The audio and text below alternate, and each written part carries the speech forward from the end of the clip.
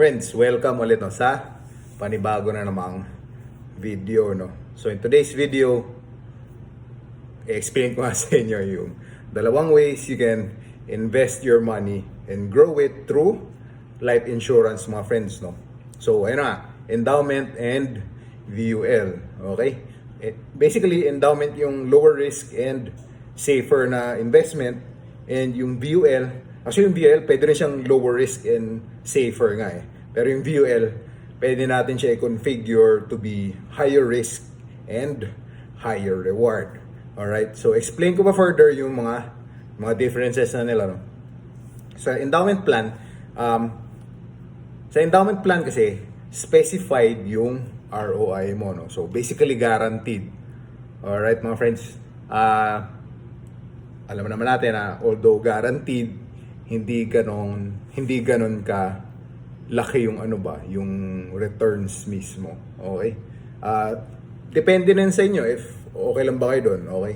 Safe pero maliit, or pag sa VUL naman, hindi safe pero sobrang taas nung potential. Okay? Parang para sa mga jowa ba. Pero anyway, romantic notion aside.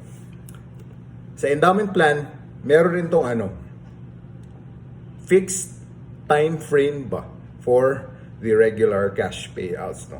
So, halimbawa, after 5 years ka nagbabayad, for the next 3 or 4 years, yearly meron ka ang certain amount, okay? Okay, after 10 years, for 5 years, meron kang certain amount. Yung mga ganun ba?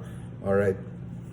Sa VUL, walang ganun, okay? So, it's up to you kailan mo gusto mag-withdraw, okay? Side note din, sa VUL, may withdrawal charges. And typically, may withdrawal charges pag mag-withdraw ka within the paying period pa ba. And kung mag-withdraw ka after nung paying period, okay, so halimbawa, 10 years yung paying period, mag-withdraw ka on the 11th year, yun, wala na yung withdrawal charge. Alright, mga friends. Oh, and may gusto na kumbaga share na observation, and kumbaga kasi deduction ko lang to mga friends with regards to yung sa endowment plan and yung guaranteed na na ROI nga. I think na kasi yung mga major life insurance companies, hindi lang dito sa Pilipinas but in other parts of the world, what I've noticed is that mga rin sila, mga real estate investors and owners, okay? Usually yung mga commercial real estate, okay, where pwede nila ipaupa sa iba-iba pang companies yung kanilang assets, mga friends, no? And pag ganitong negosyo nga, pag ganitong kumbaga way of income, kasi mahabang years yung mga kontrata niyan more or less parang sure na ba yung income nun ba ng life insurance company. Therefore, pwede nila tayo kumbaga guarantee ng fixed na ROI, albeit a smaller number. Alright, mga friends. Oh, and sa endowment rin pala, before I forget, pwede ka rin magkaroon ng dividends ba? Itong dividends, extra income of the life insurance provider, and hindi to guaranteed, okay? Kung meron, great. Kung wala, ayun, hindi naman sila nagpa-promise. Alright, mga friends. Doon naman tayo sa VUL, mga friends, no? Yung VUL, ayun, like nasabi ko kanina, pwedeng low risk or high risk. Okay? Kasi nag-invest sa mutual funds and yung mga mutual funds, pwede rin yan low risk nga or high risk. Okay? Yung lower risk na mutual funds, ito yung mga bond funds, okay? Yung mga fixed instrument funds, yung mga cash instrument funds, okay? Pag gagawin natin siyang high risk yung VUL, doon tayo mag-i-invest sa mga equity funds, index funds, alright. Ito mga klase ng funds na to, yung underlying asset nito is mga stocks. Alright, alam naman natin yung higher risk and higher reward nature ng mga stocks.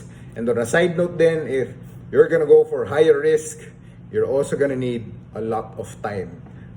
At least 10 years. Alright mga friends, para makita natin yung higher gains. Alright. Ano ba? Like I said rin, wala ring fixed payout period, wala ring certain time frame, okay? Ikaw talaga bahala. kailan ka mag-withdraw from your VUL, mga friends. Alright? A word about VUL, mga friends, no? Even though ahente nga ako, and obviously, nagbebenta ako ng VUL. A VUL is a typically more complicated insurance product, okay? Dahil pinagsasabay natin yung pag-invest and pag-insure ng sarili natin, okay? So, medyo may complicated nga yan. Yung charges for these services, mas malaki, okay? Kumbaga, mas marami na, and thus, parang nagpapatong ba, lumalaki. Alright? And itong mga charges na to, they can eat up your gains.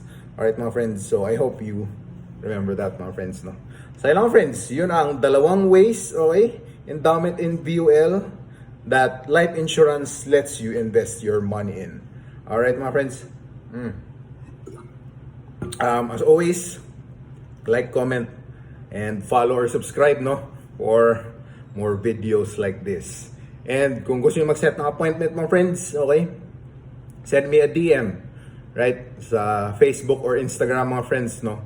And let me know anong hinahanap nyo, and we'll go from there. Alright, mga friends? Thank you for watching, my friends, and see you on the next one.